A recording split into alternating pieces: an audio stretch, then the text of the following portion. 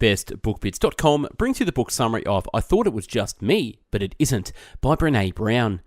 Do you ever think back to something embarrassing you did in the past and wish the earth would just swallow you up as you replay that moment over and over? Perhaps you texted someone you liked and were flatly rejected, or maybe you made a major blunder at work in front of all your colleagues. That feeling, it's shame, a complex blend of embarrassment, pain, and a sense of isolation that makes you suspect your mistake somehow marks you as a mediocre or deeply fallible person. But in the end, absolutely everyone is fallible. Realizing that mistakes, the profoundly negative feelings that can prompt, are shared by many, helps you mitigate our experience of shame and can let us feel safe in the knowledge that we're not alone.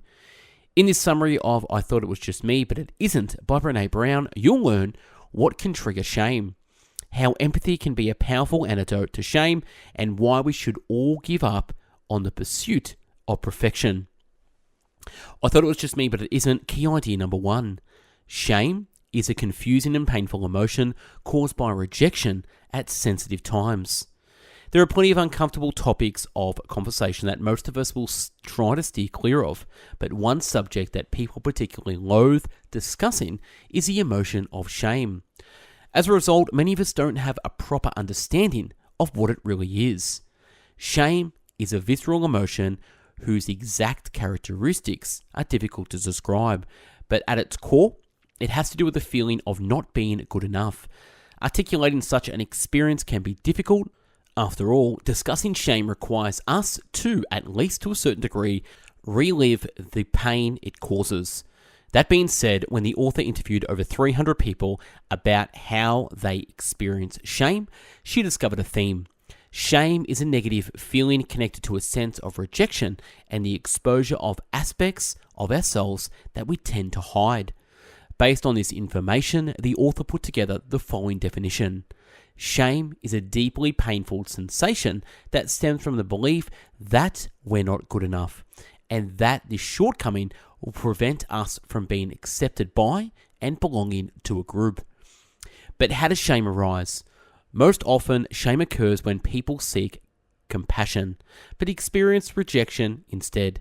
For instance, one participant in the author's study spoke about how her mother persistently shamed her because of her weight. When the participant visited her mother, the first words out of her mother's mouth would be about how she was still fat, and the last would be about how she hoped her daughter could lose weight before they saw each other next. Or consider another participant whose mother committed suicide when she was in high school. It was a time when she needed support and compassion, but she was instead ostracized by her fellow students for being the daughter of a crazy lady who hung herself. Even from these examples, it's clear that a lack of empathy precipitates shame, and that's precisely what we'll explore next.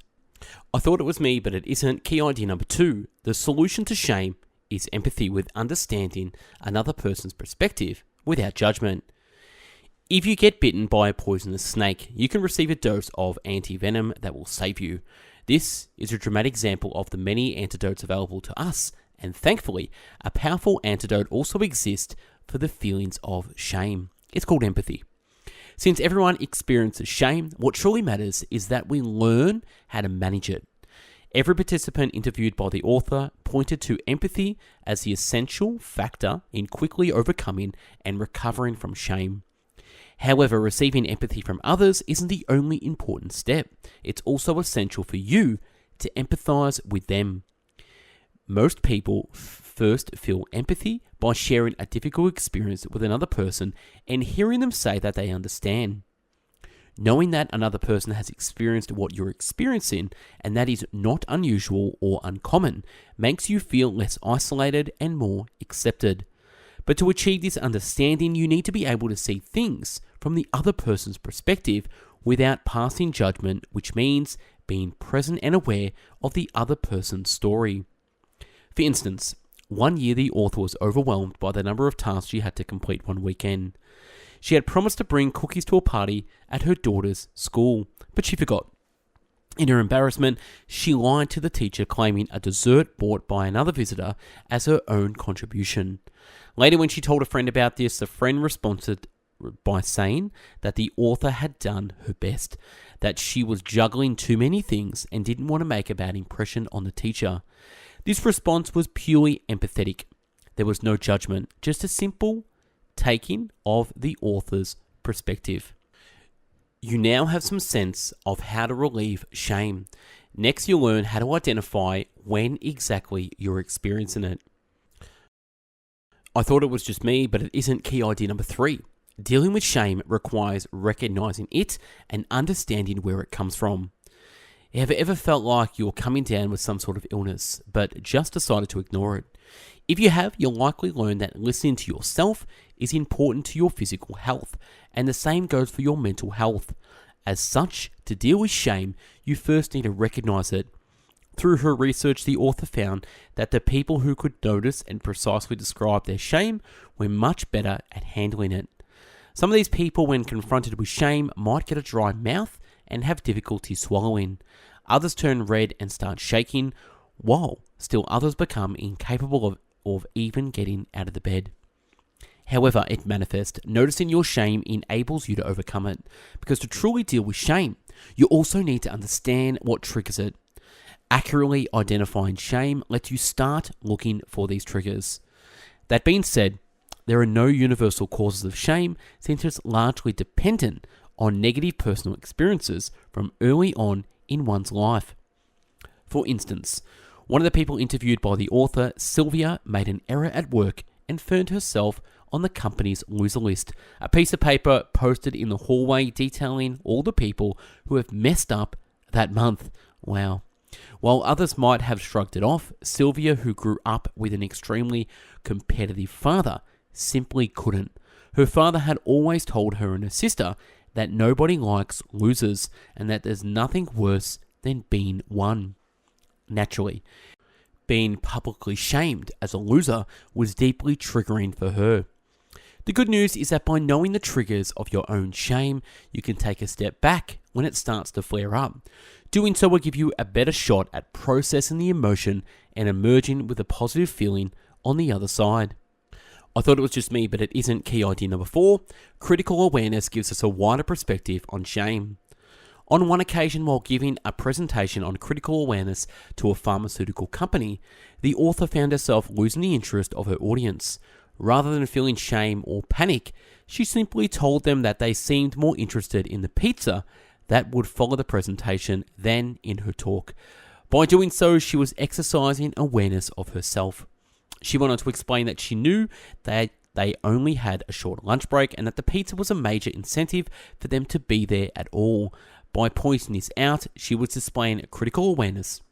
This all-important ability refers to the understanding both why and how something happens. Critical awareness is vital to handling shame because it gives us the ability to zoom out. After all, when we feel ashamed, we can't really think of anything else. By taking a step back, we can notice the social causes of our shame and address it more easily and effectively. For instance, when we complain about our frizzy hair, our freckles, or the size of our beliefs, it can feel like we're the only ones experiencing such thoughts. But the reality is that beauty and body image are almost universal triggers for shame. To understand these thoughts, we need to look at society and understand the expectations it places on us. Not only that, but critical awareness helps us see when we're being manipulated. By zooming out even further, we can see that there's an entire industry fueling our negative feelings regarding body image and that we consume in content in the form of magazines and TV shows. Such media makes us feel shame, and that's exactly what this industry wants. This shame is what makes us spend so much money trying to live up to impossible standards of beauty and attractiveness. Naturally, the results of such a process are disastrous. For instance, some 7 million women in the United States alone suffer from eating disorders. But by being able to see the bigger picture, we can realize how others suffer too, normalizing shame and taking away its swing. Just a quick plug on Best Book Bits Coaching and Consulting. If you've been thinking about starting or growing a YouTube channel or a podcast show, writing your first book or creating your first course, I coach and consult content creators all around the world to monetize their passion and creative dreams. Book a free coaching consult with me using the link in the description to find out how we can work together so you can start making money online now. Back with the book summary. I thought it was just me, but it isn't. Key idea number 5. Connecting with others is a form of healing, both for us and for them. When we feel hurt or ashamed, a common reaction is to retreat into ourselves. However, what we actually need is to do exactly the opposite. Connecting with others is critical to healing from the experience of shame. The opposite of shame is self-esteem. There is a broad tendency to believe that certain things, namely a successful career or a terrific outfit, will boost our self-esteem, but the reality is entirely different.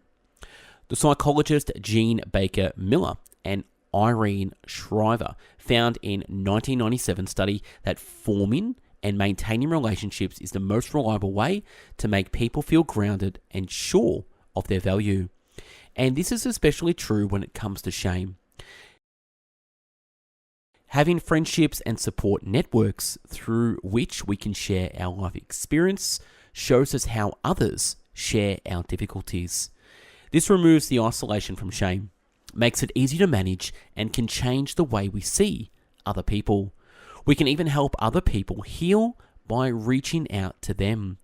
Such an ability is so powerful that we can actually transform shameful experiences into positive ones. Just take a participant interviewed by the author whose father was married to a younger woman and whose mother was married to a man with 6 previous wives. She was often shamed for the eccentric marital histories of her parents, and when she hears someone being judged for having a strange family, she shares a story about her own. When it comes down to it, we all have weird families, each with its own imperfections. It's only because we habitually lie about such things that visible imperfections are met with ridicule. I thought it was just me, but it isn't. Key idea number 6. The lie of perfection fuels shame and makes it harder for us to care for others. Most of us know that perfection we see depicted on TV isn't real, but it's still easy to get sucked into the illusion that it is. This is a prime example of how perfection is a shame-producing lie.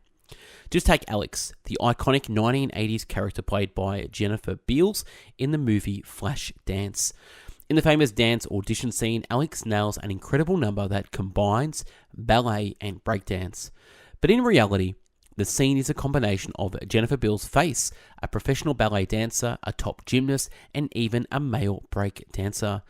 With enough editing and polishing, movie scenes or photo shoots end up providing the false image of perfection that we get from the mass media. Naturally, the major problem with such an image is that we're led to believe that we should admire and emulate these perfect humans who wouldn't feel ashamed trying to live up to such an unrealistic ideal. But there's another issue with the perfection lie. It makes it difficult to fill human roles like that of a caregiver. After all, if we expect to be perfect, we'll expect it from others too. This can only lead to difficulty in imperfect situations, such as caring for an elderly parent who is losing his cognitive faculties. As a result, caregivers are often extremely hard on themselves, disappointed by their feelings of resentment. For instance, one of the author's interviewees, Chelsea, cared for her mother for 2 years before putting her into a nursing home. But when she did, she was overcome by guilt and shame for not having been able to do everything by herself. It's clear that such ideals of perfection aren't healthy, and a good way to overcome them is to show the opposite of vulnerability. By accepting our own limitations in such situations, we can alleviate many of our shameful feelings. I thought it was me, but it isn't. Key idea number 7. Anger is a tempting way to cover up shame, but it only makes things worse. Have you ever totally lost it on someone just so you didn't have to be honest about how hurt, ashamed, or embarrassed you were feeling? It's a common reaction, and anger is a tempting tool with which to hide shame. In fact, shame even appears to be directly related to blaming. as people are constantly pointing fingers to avoid confronting their feelings. Psychologists June Tangney and Rhonda say that people can protect themselves from their shame by protecting it outward and blaming others through a self-righteous burst of anger. Essentially, this is a way for people to regain control over their shame by exerting power. However, anger really just makes things worse. Many of the people the author interviewed admitted that they invariably regretted the angry outbursts that resulted from their shame. While such explosions might feel good in the moment because they relieve some of the pain, in the long run, they are simply detrimental to relationships. People can become alienated because they can't understand where their anger is coming from. This in turn isolates the angry person, producing more shame as their connection to the other is weakened. But that doesn't mean everyone should suppress their anger. Anger is actually a healthy emotion, just not when it's hiding another one. That's why if you're feeling shame, it's important to try to stay with it, describe it, and reach out to other people. You know that anger can be a mere mask for shame, that focusing on perfection isn't a solution, and that it's essential to avoid being trapped by shame. Rather than letting yourself fall into these unhealthy patterns, let yourself be vulnerable. Turn to those around you to forge connections and share the empathy that you and others need to heal. In review, I thought it was just me, but it isn't. Book summary.